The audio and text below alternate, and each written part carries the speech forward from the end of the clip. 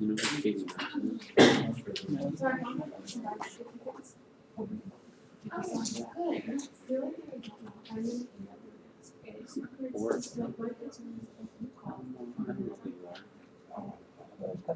Something about Java. Right.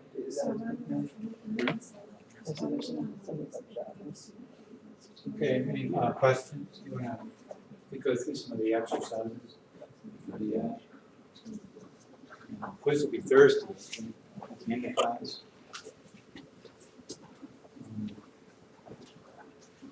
I had some problems.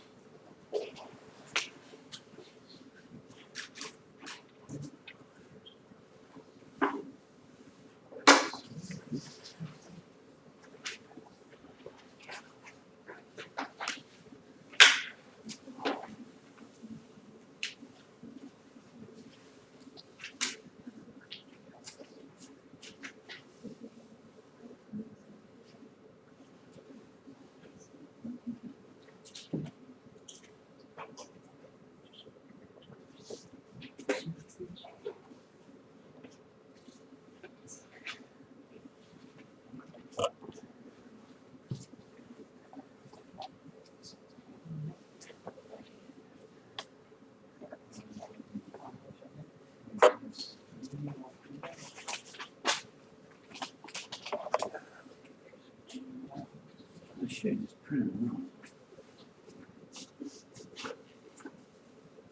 This is the one we've been talking about, the fair die number one, right? It's casting a fair die. So,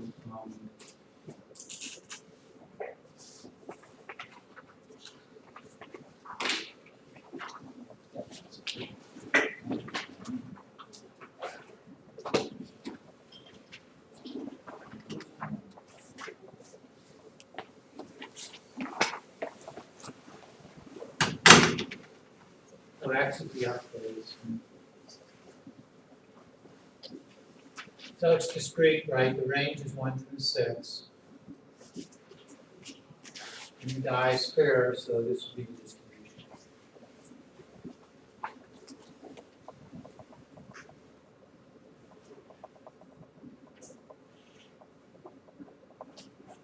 And like the probability that X is greater than or equal to 5 is 5 or 6, right? So you would add 1 6 plus 1 6, right? Or means union. It's this joint. Okay.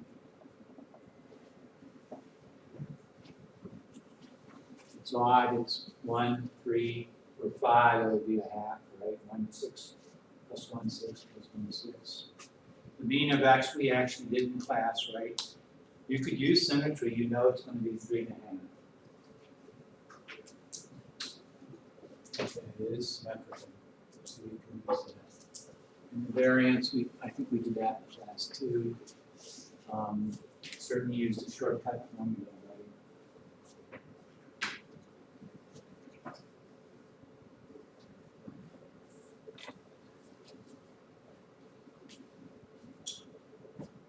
Then you just square the item and then cross multiply.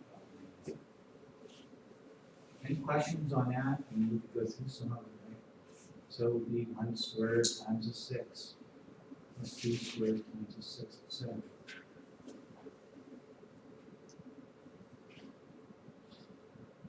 There would be minus 2 units.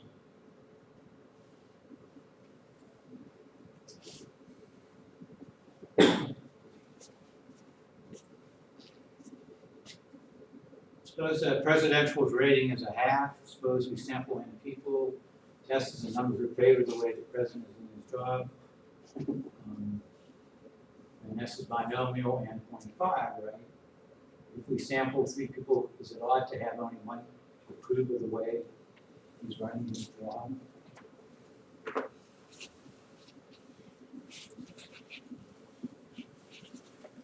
Well, for this one, n is 3, you could actually work it out if you want to, all right? Use the formula. T is a half. So if you want to, this would be the probability S is 0, right? Plus the probability S is 1. And the 3 choose 0, right? 1/2 to 0. 1/2 to 3. 3 choose 1. 1/2 to the 1. 1/2 to the 2. So you can actually work it out. And 3 choose 0 will be 1. You can show it. It's 3 factorial right over 3 minus 0 factorial over 3 factorial times 0. And 0 factorial is always taken to be 1, so that is 1, right? So this would be 1/8, right? Because 1/2 to 0 is 1. And 3 choose 1 you can show is 3. We don't have, it's not important in this class. So this would be 3/8, right?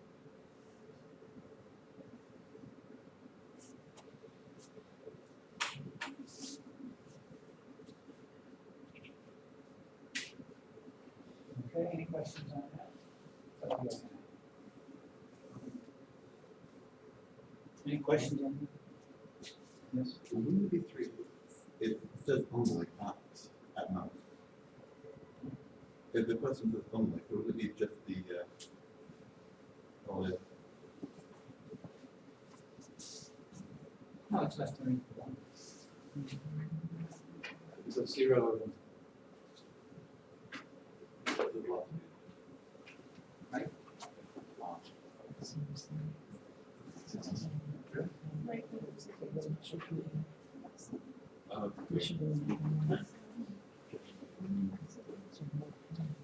Less than. Well, you quit on do it by hand, right? Yeah. I'm running to a person, a scientist, really likes to do things by hand. I don't understand it. But you don't want to do this by hand. You now it's 12. Zelda only had 4 crew. That's 4 out of 12 and 1/3. It's not a half. You would expect a half, right? And here you want to use the computer. You can either use R or Minitab. I got Minitab running on my old PC, so next time, another time after, we'll talk about Minitab. So this will be easy to be done by Minitab. And how about for a quiz? I use big B notation in other classes. We could use that, or we could use even if you don't want a computer with R, just use the R notation. That's fine with me. This is it. You take this answer on the test next time.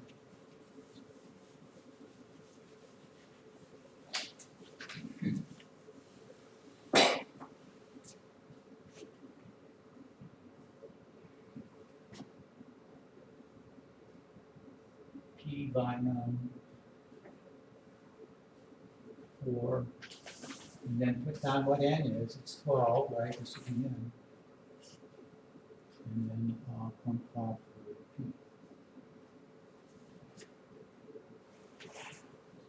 That's correct. I'm assuming that you're intelligent enough to know that if you have to do this at work or whatever, you're going to use a computer package, right? It might not be R, but it'll be something. You're not going to do this by hand. By hand, it's this.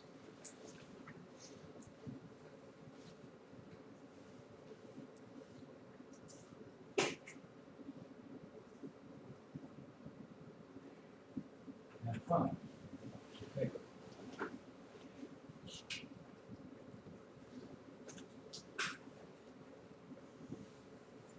Okay.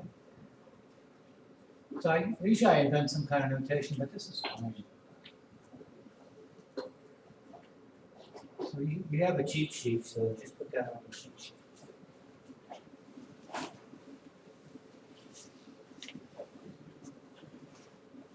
Now, I'm asking you a series of questions like this is what we would do in statistics right now.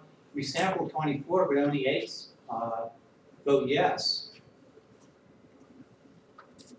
See, these are all 1/3, but now they're getting less likely, right?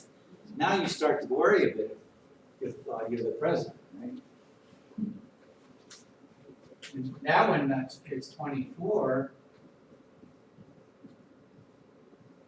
so this would be the correct answer on the test.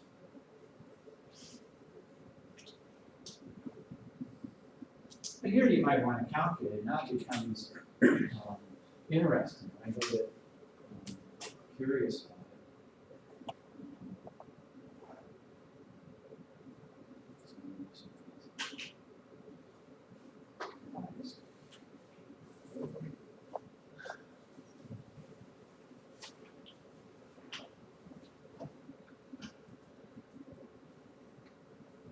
So here you might want to calculate.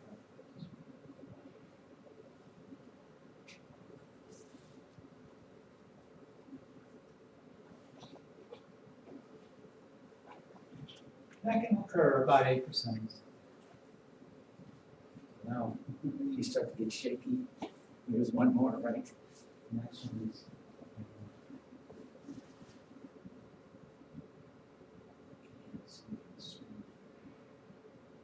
60. It's fine.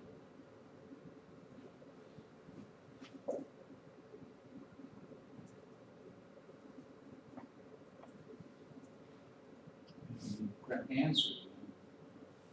Here, computer, it's 6 out of 5. So you start to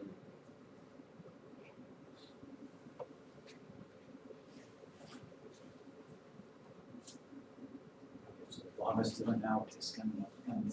I'm just worried. Looks like you might try to do something executively, right? And you won't have to fight Congress. I don't know why the two parties can't get along together. When I was a kid, you had a president of one party, and then in the cabinet, you would have someone who's the other.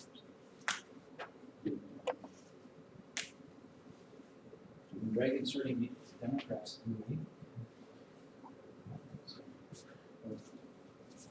I do have a question about it's the same question as his. The wording of the question, it says, I can't see it, but it says something to the effect of to have only one approved. Would it be better to say at most one approved? And in that way it would include the 0 possibility of like nobody approved it, one approved it. It says to have only 4. Would it be better to say at most 4? Oh, okay, yeah, I'm glad you brought that. Now I know what I'm talking about. Sorry. You should have kept that.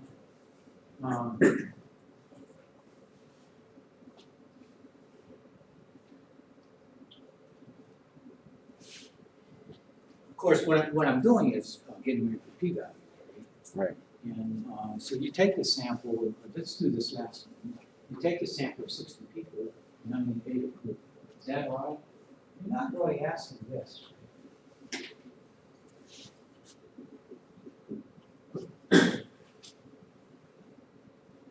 This will be extremely small. When you think of a Gallup poll, you have ending with 1,500. So that doesn't make any. Why you worry? So you say it's less than or equal to. Is it odd to have less than or equal to? Because that's the probability of exactly. Very small. I mean, even if it's correct, you know, we can do this with the computer. Here's a Gallup poll. So we have 1,500, and D is the for equal. And we've got 750 on the nose. Is that all?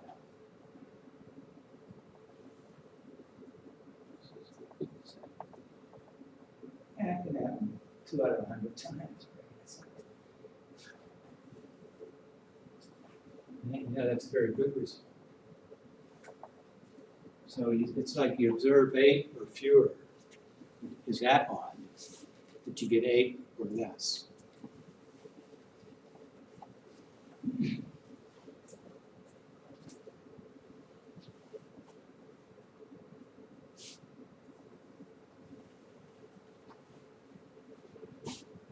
Okay, is that, any other questions on that? On the exam, I'll be more specific, of course. Well, it won't be. Only 20. Well, I say answer by finding. Right.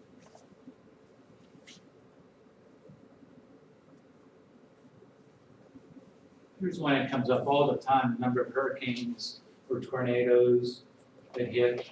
So that's probably Poisson. Let's assume that the mean is 8 in a given year. Suppose 1 year 12 hurricanes make landfall and say these are extremes on the earth.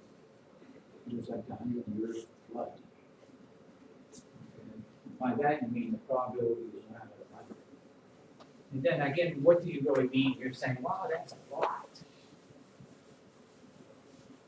12 is a lot.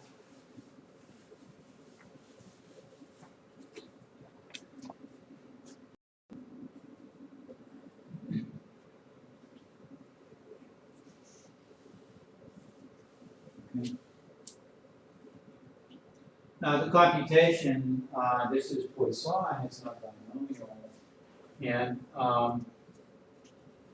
most packages do the left side, it's less than or equal. Some packages have a command for the right side. Let's see what it is. And it is discrete, so it's this. Right? So what's the correct answer on the test for this? It's not binomial, it's Poisson. And we're going to use P, the probability, and then it's Poisson. Actually, you can just spell it out if you want to. And then it's, oops, I made a mistake. It's less than or equal to 11.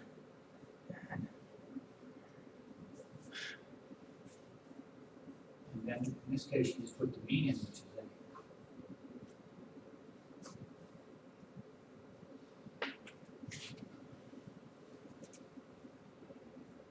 And you don't want to do this by hand. This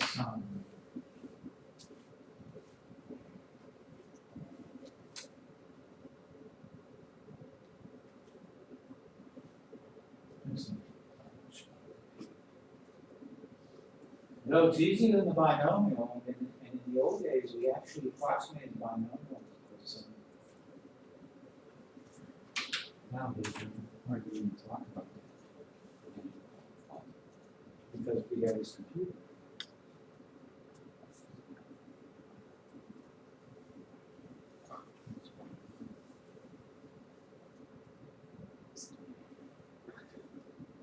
Well, it can happen 11% of the time. For the 100-year flood, it would have to be 0.0. I think the next part is to find the 100-year flood. How many hurricanes have to hit? And in the old days, you would try to solve this with calculus, but in the new days, you don't, right?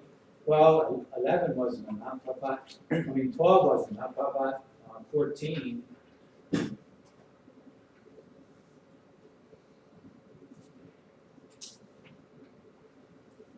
Nope. How about 15? Close. I don't like moving around. I mean, have to be precise. 16 does it. Okay, so if you see 16 hurricanes come in, that's like the 100-year flood. Of course, that's way off that mean. Right? I should use what? How many hit the U.S.?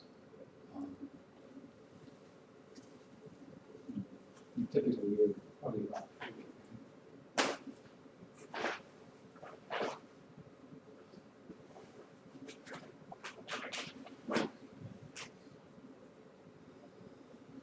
Sometimes we refer to the size as like the 100-year flood. Then you can compute it. Then you have different types of hurricanes, and then you'll have different probability distributions.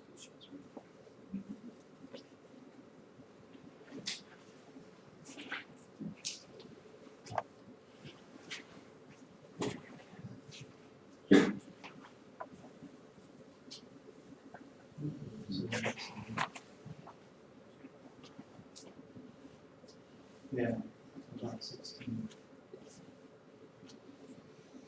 Then we're in the continuous. Any questions on that, on discrete? Looks like we've had a couple of lectures, but we haven't done too much, and we haven't, right? This class is not a class in probability, so I'm not going to go into other models, or I'm not going to be worried about how you calculate the probabilities. Again, on notation like this, and on the exam is one. I'm not worried about your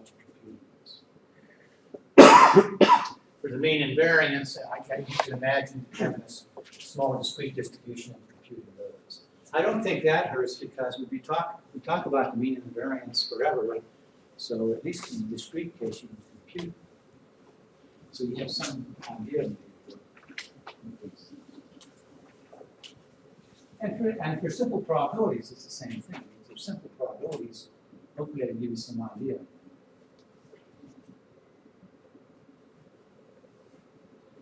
Okay, now we're in the continuous case, and for the continuous case, now it's a measurement, and again, the discrete model is something you knew in first grade, right? Probability is supposed to be the last concept the child learns, the one that learns.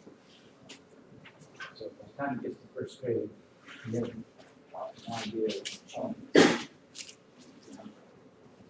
And so, in first grade, you wouldn't know the notation, but you have an idea. You're playing marbles for keeps. Start forming probability. Still do, I guess they don't.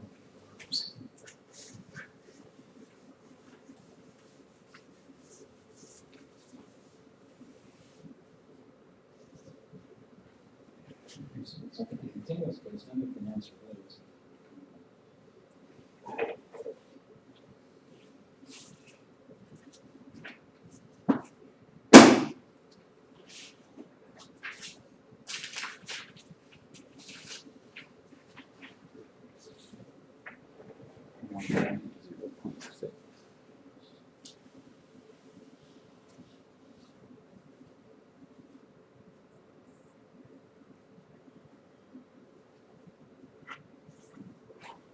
Measurement.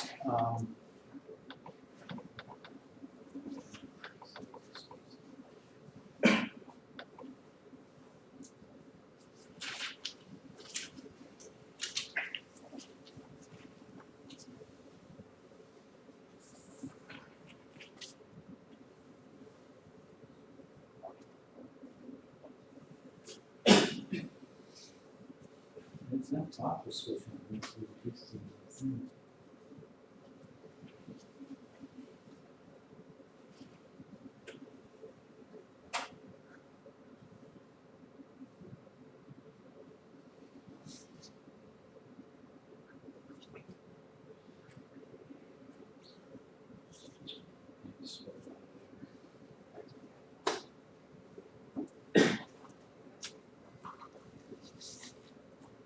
Again, we often have measurements, right? And one of the worst things that happens in the lab is people come in with their data and they're in categories, and then you learn that really this data was continuous measurements. They thought they would categorize it easier. But in doing that, they use a lot of power in the analysis. You don't want to do that. It's like a last resort. Right? With this measurements, let it be measurements. So they may be just approximate, but that's still better. It's still better than two categories. Well then, what happens to the probability model? The easiest thing to do is just take a simple example.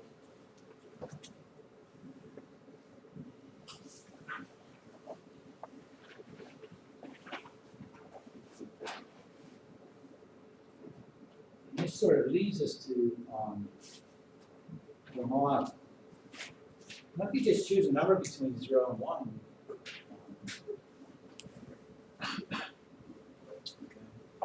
And there are certain probabilities that you know, like the probability it's between 0 and a half is a half, right? You're just choosing this number randomly.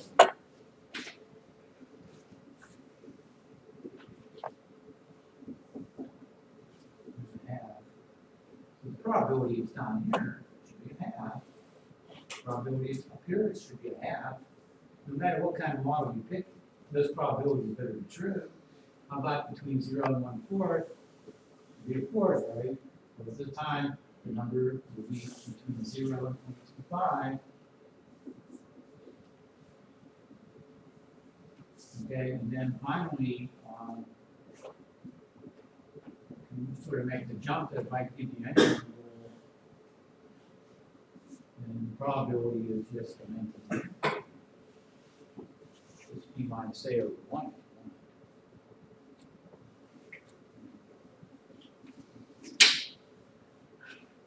But that's well for this.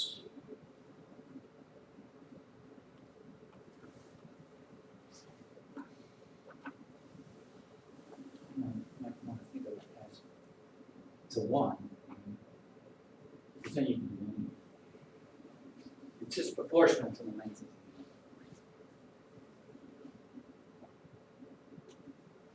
But then that's the end of the discrete model because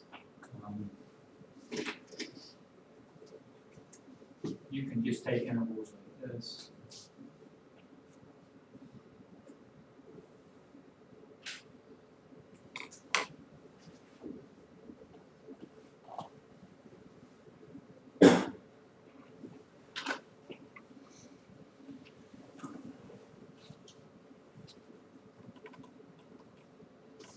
All those intervals contain a half, and the probability is going to 0. This will be a half, this will be a fourth, 16th. I can just continue forevermore. The probability that x is equal to a half that probability must be less than each of these. Because 1/2 is contained in each of these.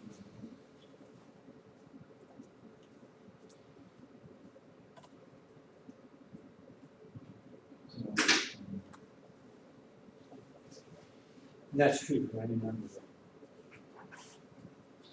There goes your discrete model we no longer have.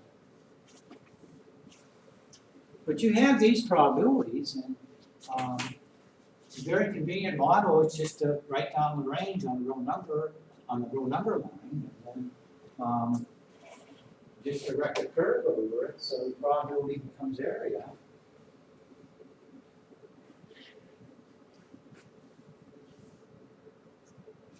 And it doesn't take long to know that it can just take a straight line here to pipe 1, and that would be true. If you want the probability x falls between A and B, you just take this area, which is B minus A times 1. Or B minus A.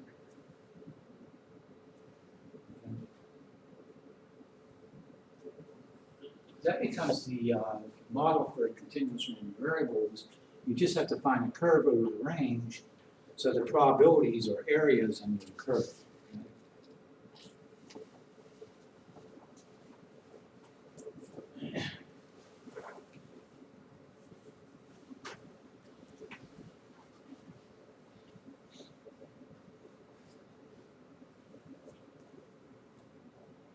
This is the PDF probability density function.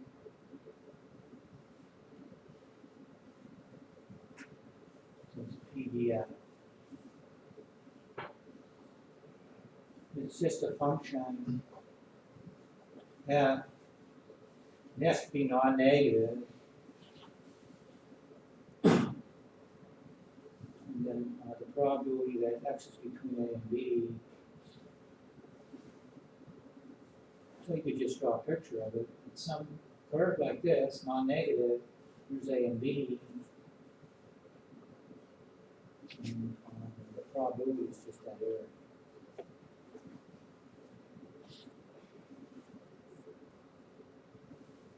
Okay.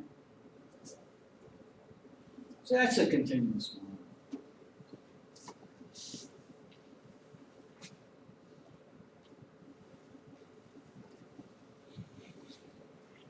Now with the continuous case, we pick up some other parameters of interest. We could really start talking about Well, measures of location.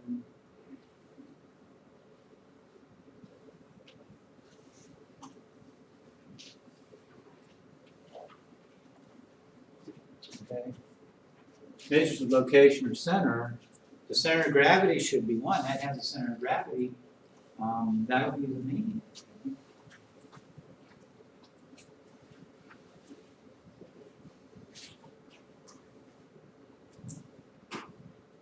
So I'll draw a picture of the skew distribution of the long tail. So the mean will have to go way out the balance. So I'll just use that fulcrum there, the point of balance. So that's what the mean is. Okay. But now we have mean. Median comes into play, and let's use theta for the median.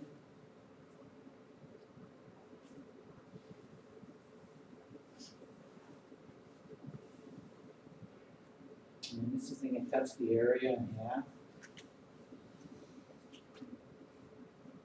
So it might be much different than the mean, okay? But if they're symmetric, they coincide. That's why symmetry is so great. Sometimes they transform for symmetry. So, if they're like, just like that direction. Then the means are.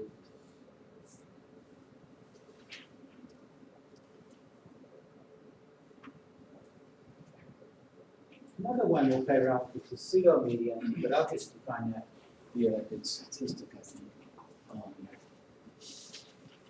We'll talk about the convolution of two distributions, which I don't want to do tonight.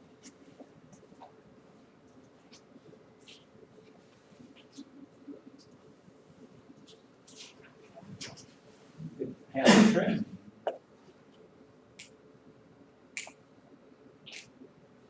Well, this is positive. Like the 10% trimming, you just trim off 10% on both sides. Then you take the mean of what's left. Still be a little skewed.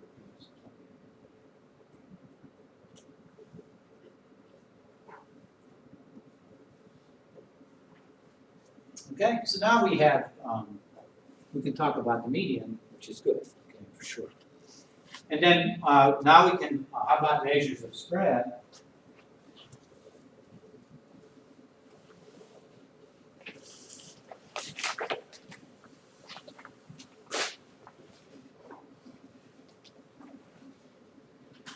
One is the variance.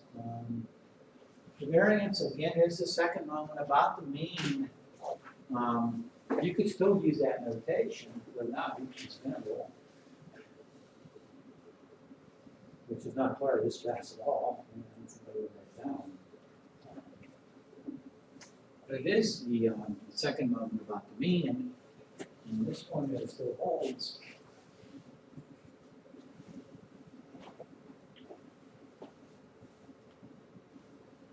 It's like we have a dichotomy between discrete and continuous, and you can put them back together, but it takes, of course, some probability theory to do that. Then you only have one expectation. That's not good. This class.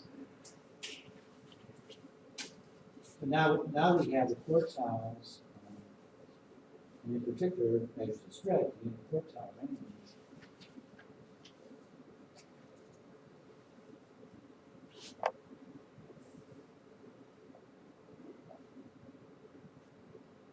That's just Q3 minus Q1. Now I draw a distribution. Probably here's the median, right? And then I break this into two halves. So this would be Q1. I'm not very good at this. It's okay, we can't see it. Yeah. Just lock it up. Thank you. I'll figure this out. I use that line, not on the camera. You get to do that next.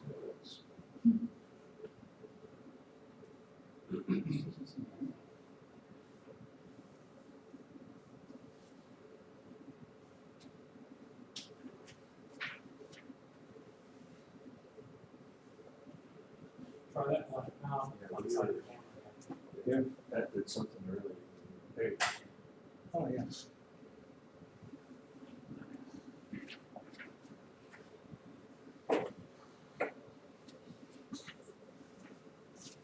This would be the interquartile, just measure of spread, right? I mean, if I take a distribution, it's much more spread out.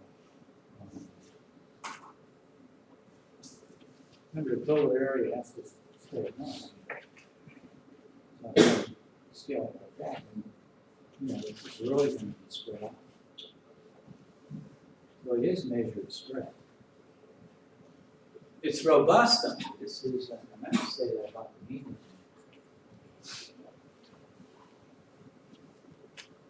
We go back to this. Again, I could take a distribution, and then I can move this mass. I can take a little lump of mass here. And if I move that to infinity, the mean will follow. Okay, and follow along with it. Okay, I got to balance. Okay. The mass gets to infinity slightly before the mean. Not if I don't touch this. I can move that mass way out here, and I'm not moving any mass on the left, so it will stay exactly the same. It's very robust.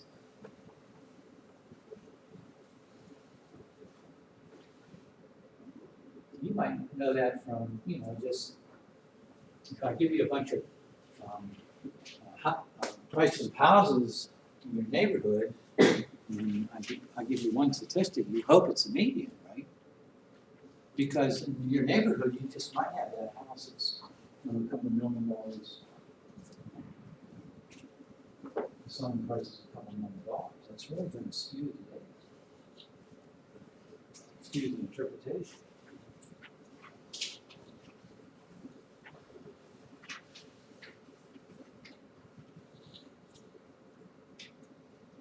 So this would be.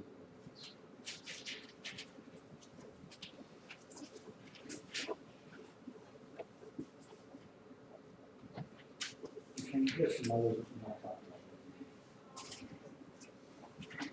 They're easy to find for you.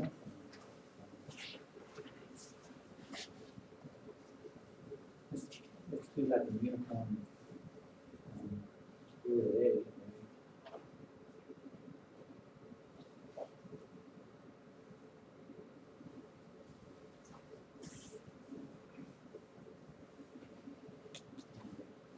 Actually, the height would have to be 1/4.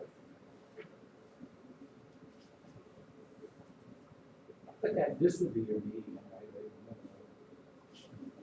This would be Q1. That would be the mean too.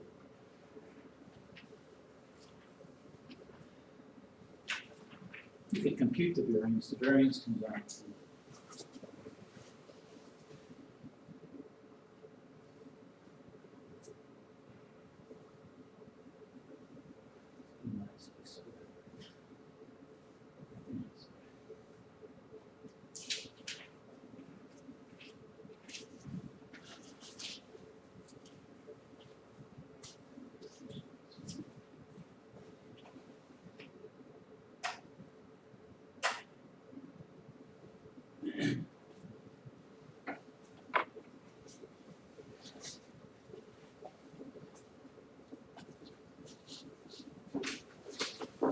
we could do one more. We got the uniform, right? We got the distribution uniform. I could do one more. How about the drunk one at the target?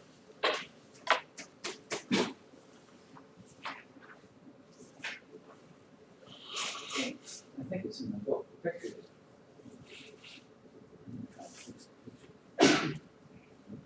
So we have the target.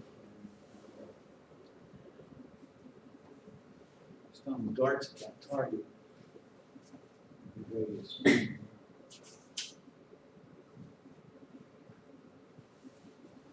And wherever it lands, you measure the distance of the sun.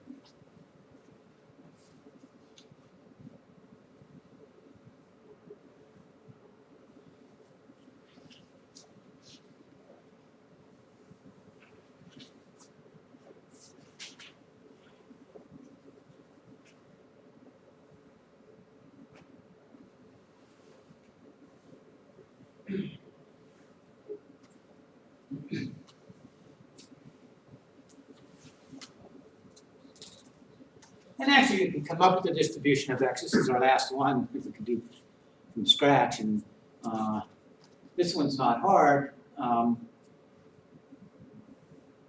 So it's just thrown at random, so regions of equal area are equally likely.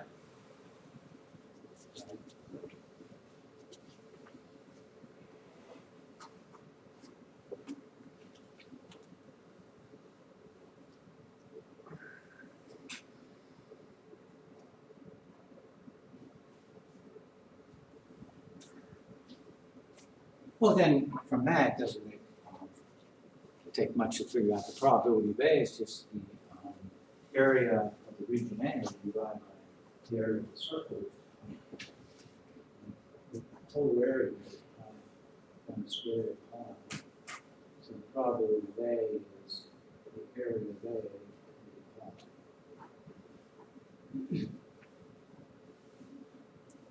Okay.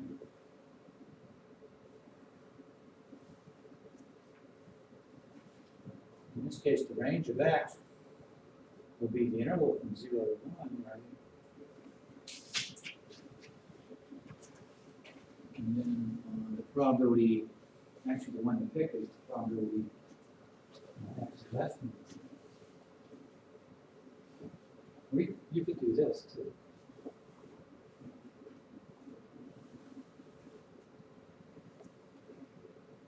Because this isn't even hard to think of. Here's A and here's B, and it's just this.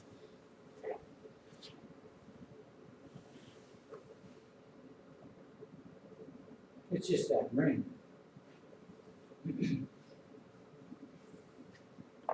So what's the area of the ring?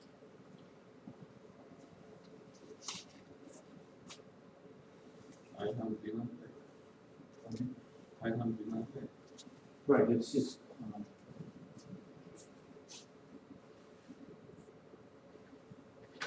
pi b squared, right, minus pi a squared.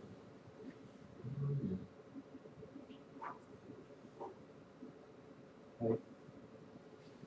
This circle would have area pi b squared, and the small circle has area pi b squared. So it's b squared minus b squared. Actually, it's just b squared minus a squared.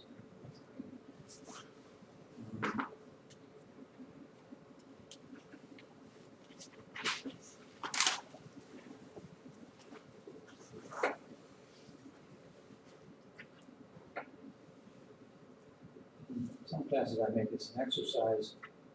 Just find the curve, but just go over this one, right? If I take this function to be y equal 2x, then this will be the right curve because if I take the interval from A to B in this area, it would be what? Well, it would be the area of the big triangle, which is 1/2 b squared times the height, and b times the height.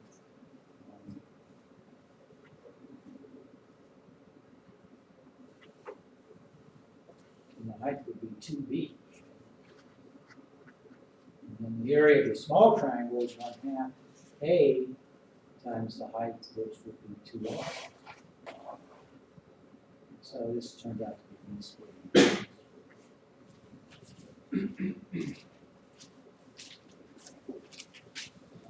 So it's this triangle. What's the mean of that? Let's compare the mean and median.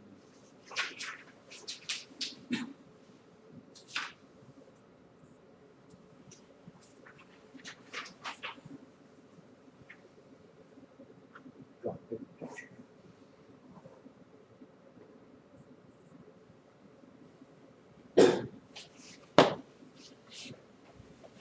What's the mean?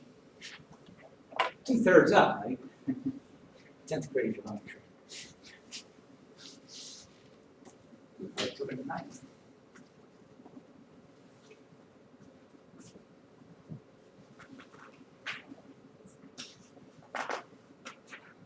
Mean is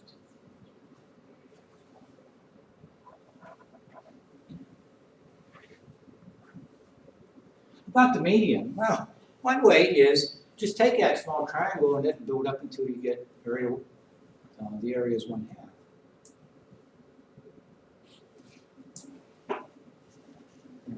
That would be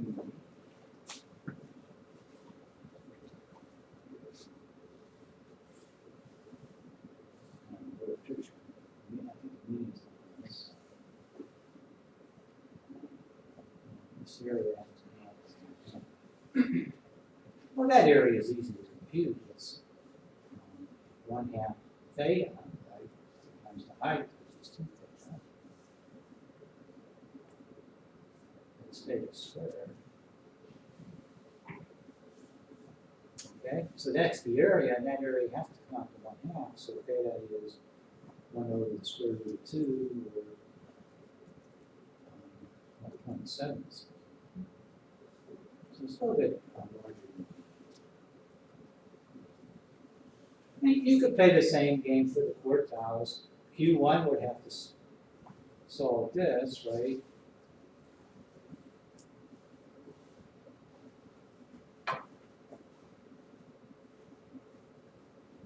And so Q1 is actually is on that.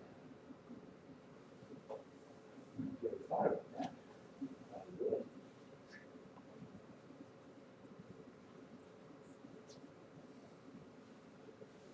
You could get the third quartile. Now, these are nice things. Well, the uniform is sort of a useful distribution. I've never seen this one in practice, except for this examples like this. Most of our distributions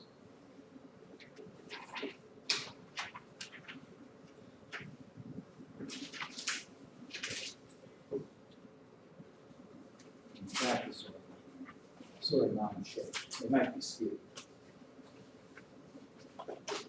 Typically, they look something like this. So often they're skewed, but often they're not union numbers. They don't have to be. A good example would be mortality, and then if you include infant mortality, you'll have a little blip on the left. That's important to find out.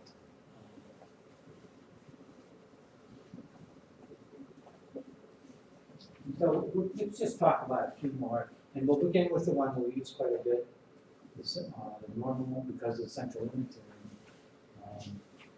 So I'm assuming everyone knows something about the normal. So far we talked about the uniform, not just called the triangle.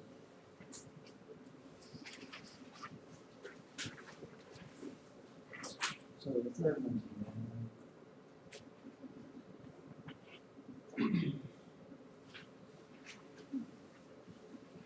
Now, why does the normal exist? The normal is the last line of the proof of the central limit theorem.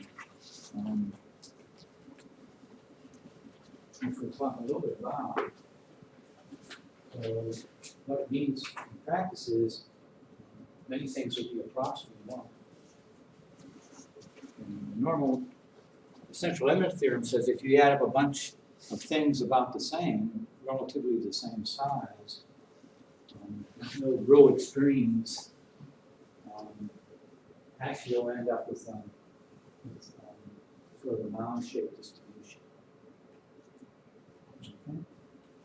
So today, let's just talk about normal.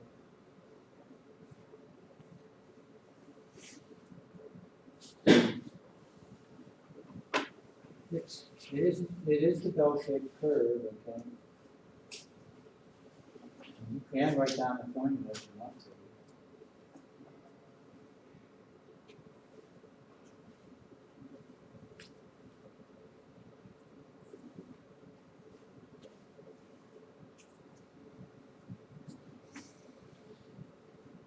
It does peak at mu.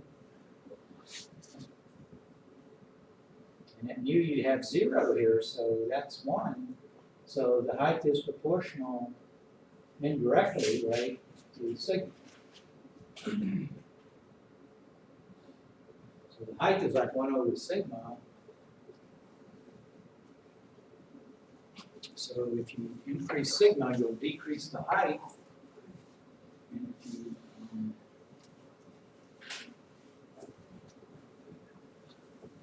decrease sigma, you don't lose it. The increase in number decrease. So mu is the mean, it's also the median. Okay. And then we'll have the quartiles, which we'll find in a couple of minutes.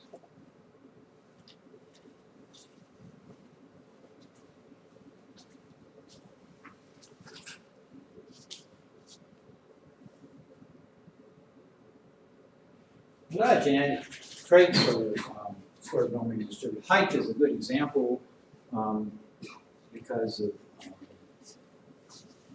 over the eons we've had DNA is taking a lot of hits. A bunch of little errors. Okay, if there weren't any errors, we'd all be exactly the same height.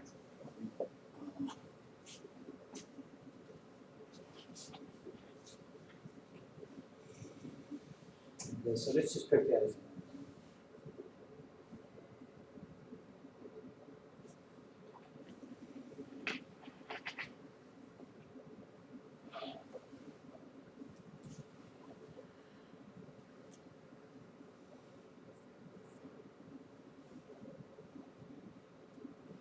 so let's pick on the males. It could be basketball players and the ones. Then height is approximately normal.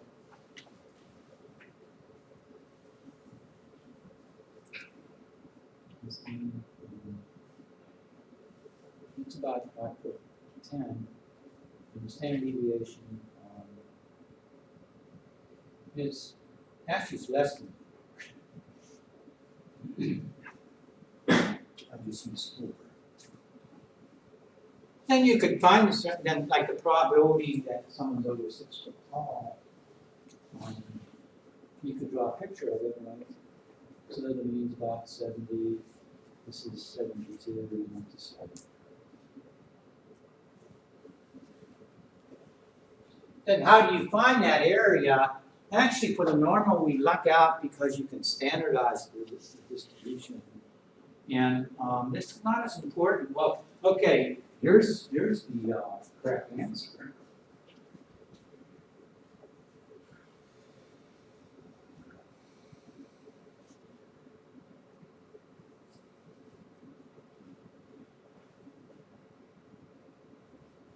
There's the correct answer.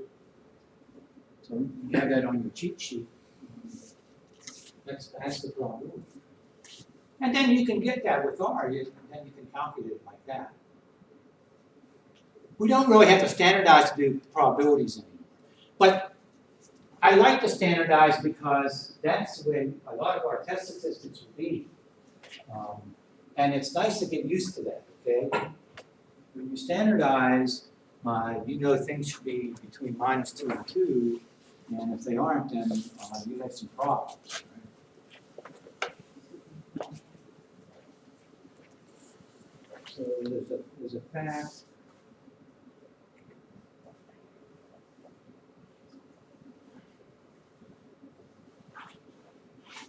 Only if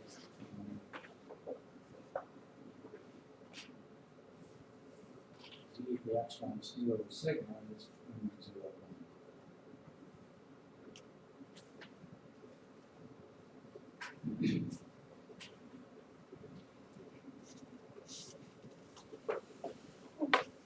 So now you can turn that into a Z, and then there's a table in the back. And I put a table in the back of the book.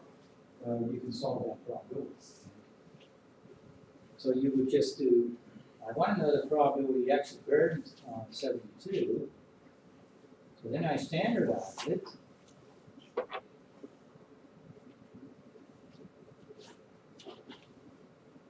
And then the left side is a Z, and then the right side comes out to whatever it is. It's 1. No, yeah.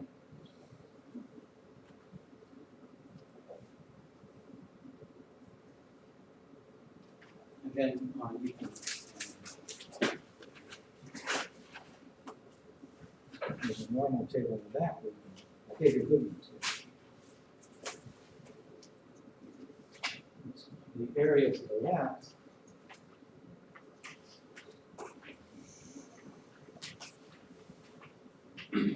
so the area to the left, if you look at this one, see?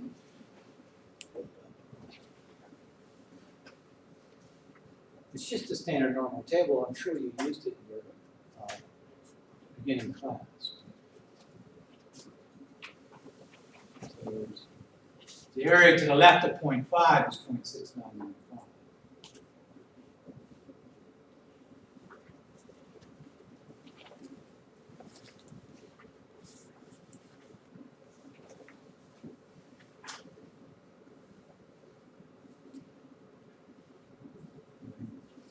I mean, if you should even draw a picture of the z. The z has been 0, located at 0.5. This area in the table in the back is 6995. So our answer is 1 minus that. About 31%. So about 31% of adult males are over 6 feet tall. Okay. Any questions on that? Now that's a review, right? I mean, everyone's done that in this class.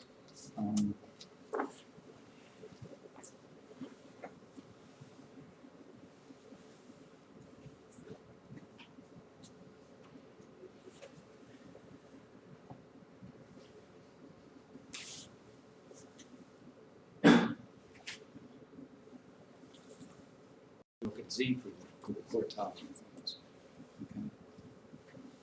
The one thing I want to do with the normal is, the immediate goal, and we'll get it today, is what's the probability of an outlier for sampling from the normal distribution? I think that's important. You'll see it's very low. And then, if you've worked in the stat lab or with real data,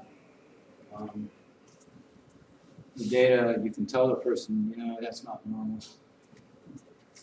Got too many O's.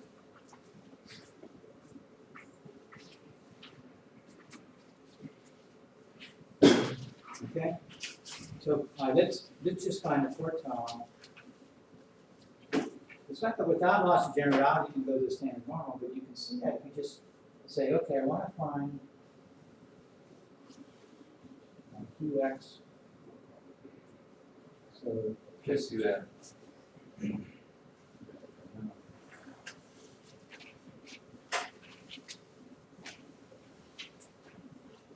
right? That's the first quartile, so 25% of the people, adult males, have a height less than that.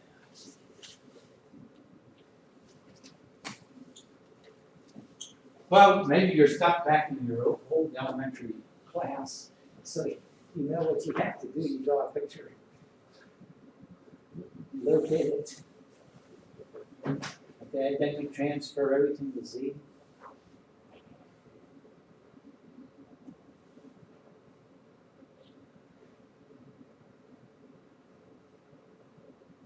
The area stays the same.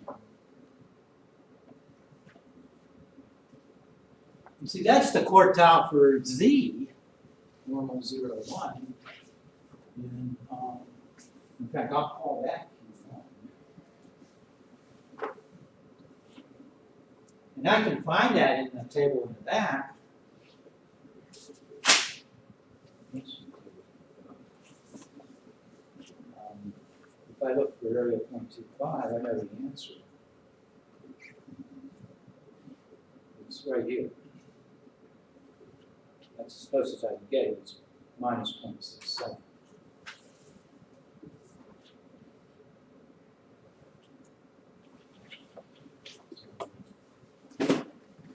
This is minus 0.67. So QX is what?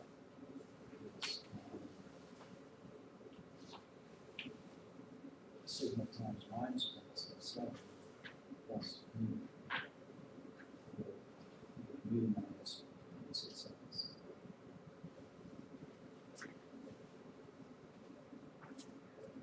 So it's enough to find that.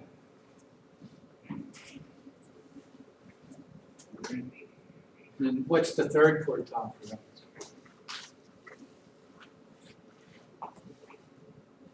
It's symmetric, so it's 15 plus points. This is x1 and x3 would be. You can find it for this example. You know, this would be what, 70 minus 2/3 4. Right? 2 which is 68. 67.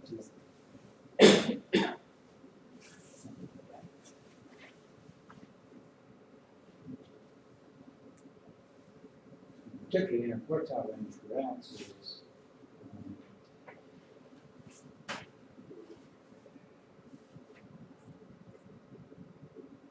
U's drop out, right, as they should, and you end up with 1.34 times sigma.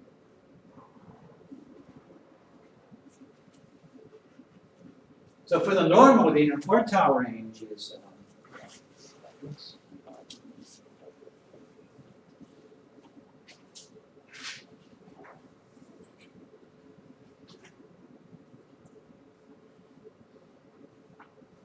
it's 1.34 times sigma. It's a linear function of sigma, right? It's proportional to sigma. So you're measuring the same thing in a sense. For the normal, they're measuring the same thing. Okay, you can be in a quartile range, I just divide by 1.34. But for another distribution, it'll be different. Okay? Well, then let's put down the outlier rule. The outlier rule is from John Tukey, probably in the 60s. He came up with this outlier rule, and it's his box plots, okay? We'll talk about his box plots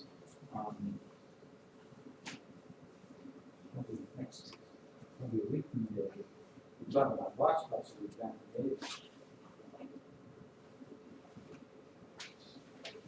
But you can use the outlier rule from the probabilities. So I don't know if you remember the outlier rule, but it's you compute the fences, and it's a probability of being beyond the fences. And the upper fence is the third quartile plus 1.5 in the quartile ranges.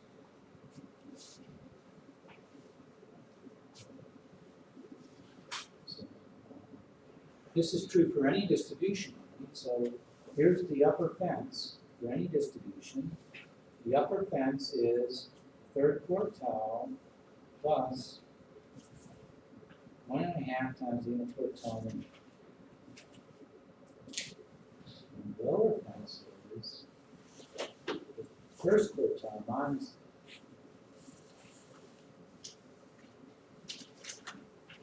And anything beyond the fences is a potential outlier. So the probability of an outlier is the probability x falls beyond the fences. And these are Q's, so if you started with the x and standardized everything, you get back to the z. So you might have this at the beginning work with the z. So these will be fine. So looking at the normal distribution, which is symmetric, and it's enough to just find the probability of a point beyond the upper fence and then just double it. Right? So I claim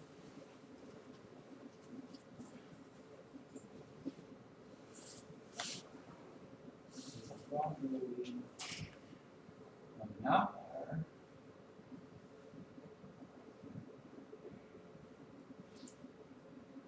in the normal distribution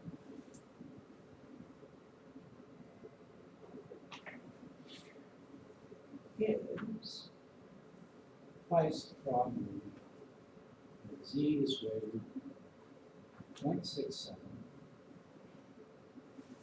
plus 1.5 times 0.67 plus 0.67 minus something else.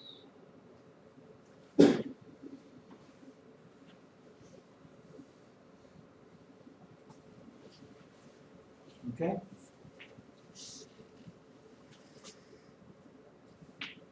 So that would be the probability of an outlier.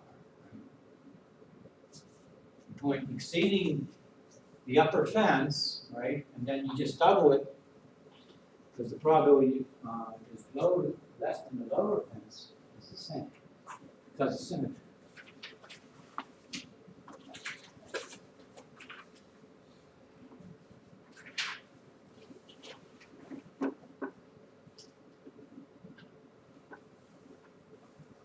Well, you can compute this and just do it. In bar, this would be 2 times, well, then I have to do 1 minus 1.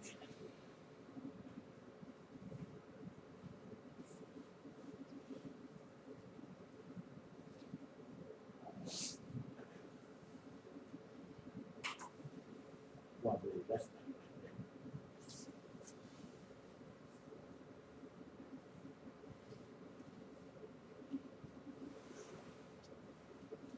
That's 1.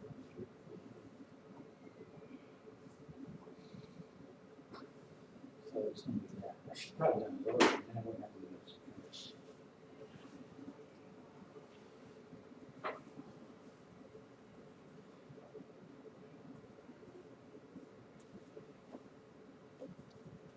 Okay, so this is a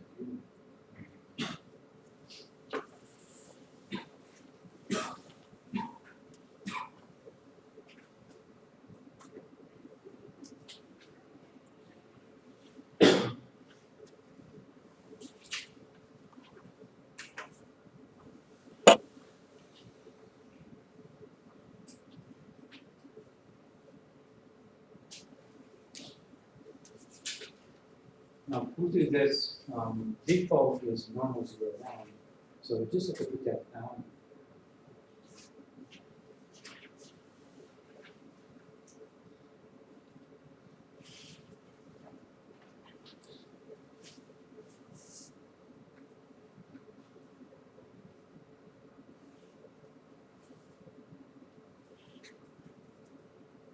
See, it's less than 1 out of 100.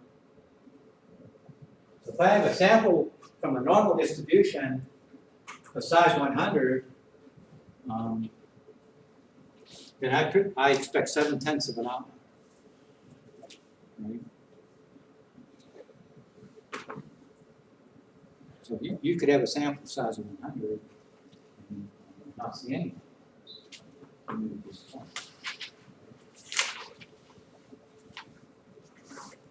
So when you do your box plot for data, and you think you have a normal distribution, and you spot lots of outliers, you probably know.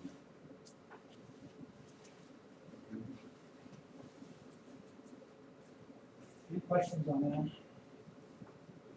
We'll go over some, and actually, with R, you don't have to do the standardization. That probability we looked at over 6 foot tall, we could just do like this.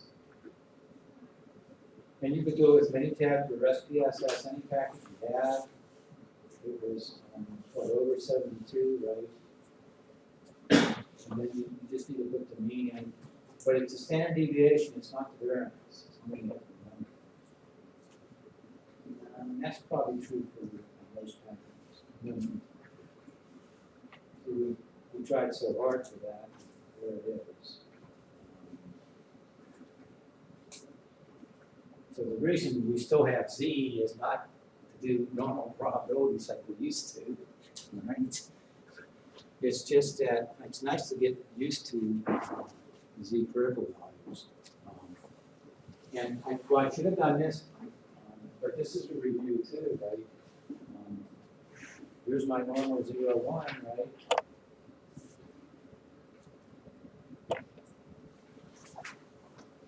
%, right? 1 standard deviation. If it's on mu and sigma, it would be this, right?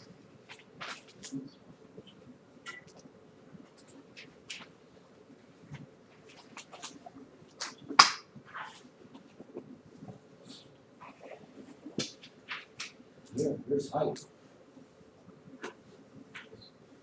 Is that distribution correct? Well, this will give you an idea. There's the middle, and then almost 68%. And here's almost everyone, 95%, right?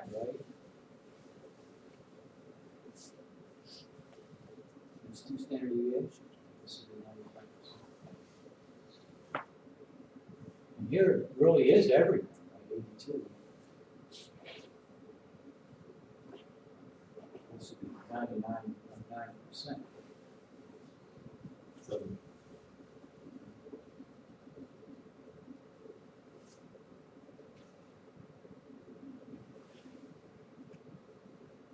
That's what 70 is. 6'10".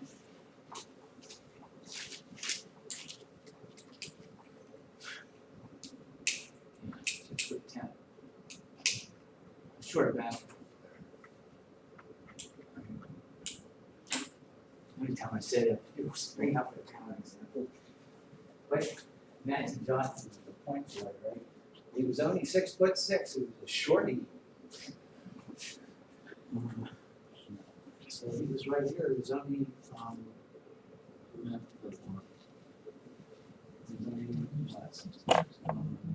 there's only 2.5% people as tall or taller than men in this. 2.5%. So you as a child, boy, you have to fight on anything. And probably you can be best, the rest of the basketball player, brings it a little too far. Just to get in, or to be qualified.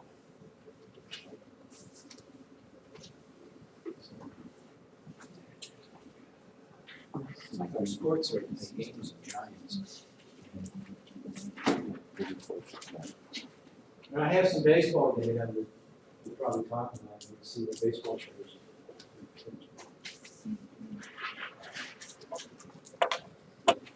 Okay, we're on our way, and then the quiz will be on none of the new stuff today. So the new stuff ended with the last lecture. So there won't be too much to quiz on. This will be an easy quiz. And it'll be at the end of the class. Probably take 20 minutes or so. And then we can have a few. Okay? Any questions on that? Unfortunately, how many questions? No questions? Not sure yet. You